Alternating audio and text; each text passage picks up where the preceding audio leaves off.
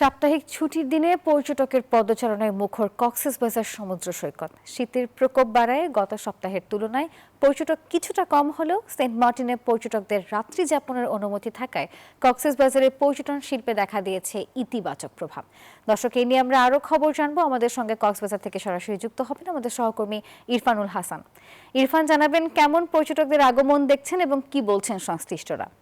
যে আজকে সাপ্তাহিক ছুটির দিন, এই মুহূর্তে সমুদ্র সৈকতে আছি। আসলে সমুদ্র সৈকতে সবসময়ই উৎসবের আমেজ, আজকেও ঠিক তার ব্যতিক্রম নয়। আজকেও একেবারে সকাল থেকেই সমুদ্র সৈকতের সবকটি এলাকায় ভোরের আলো উঁকি দেওয়ার পর থেকে পর্যটকদের আনাগোনা আমরা লক্ষ্য করেছি। এবং এই মুহূর্তে একটু পরে হয়তো বা পর্যটকরা আবার নামতে শুরু করবেন। এখন একটু পরেই সূর্যাস্ত যাবে এবং এখানে স্থানীয় সহ দেশের বিভিন্ন প্রান্ত থেকে আগত পর্যটকদের বেশ উপস্থিতি বেশ লক্ষণীয়। এবং সেন্ট মার্টিনে যে পর্যটকদের রাত্রি যাপনের অনুমতি দেওয়া হয়েছে, সেন্ট মার্টিনকে ঘিরে পর্যটকরা আসছেন এবং এর ফলে কক্সবাজারের ব্যবসা বাণিজ্য এবং পর্যটন সেক্টরেও কিন্তু যথেষ্ট প্রভাব পড়ছে বলে জানিয়েছেন এখানকার পর্যটন ব্যবসায়ীরা। তবে প্রতি সাপ্তাহিক ছুটির দিনে শুক্রবার শনিবারে পর্যটকদের যে আগমন সেটি অব্যাহত রয়েছে এবং শীতের সময়টা কক্সবাজারে যারা ঘুরতে আসেন তারা আসলে কক্সবাজারের শীতের সময়টাকে অত্যন্ত মোক্ষম একটি ঘুরে বেড়ানোর সুযোগ বলে মনে করেন। এদিকে স্কুল কলেজ বন্ধ থাকায় আসলে অনেকে পরিবার পরিজন নিয়ে কক্সবাজারে ঘুরতে আসছেন।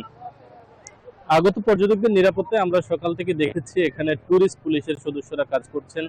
পাশাপাশি বেশ কিছু পর্যটক আসলে সমুদ্র সৈকতে নেমে একেবারে উচ্ছ্বসিত হয়ে বিপজ্জনক জায়গা দিয়ে সমুদ্রে নেমে যাচ্ছে। তাদেরকে মোটামুটি নিরাপদে রাখার জন্য এখানে লাইফ গার্ডের কর্মীদেরকেও সরব উপস্থিতি আমরা লক্ষ্য করেছি এবং এখানে টুরিস্ট পুলিশের পাশাপাশি জেলা প্রশাসনের একটি টিমও কাজ করছেন। সব মিলিয়ে সাপ্তাহিক ছুটির দিনকে কেন্দ্র করে এখন পর্যন্ত কোনো ধরনের অপ্রীতিকর ঘটনা কিংবা দুর্ঘটনার খবর নেই, বরঞ্চ এখানে আসলে যারা ঘুরতে এসেছেন তাদের মাঝে যে প্রাণ চাঞ্চল্য সেটি আমরা এখন পর্যন্ত লক্ষ্য করছি। তো এ ছিল কক্সবাজার সমুদ্র সৈকত থেকে পর্যটনের সবশেষ খবর। ইরফান, ধন্যবাদ আপনাকে।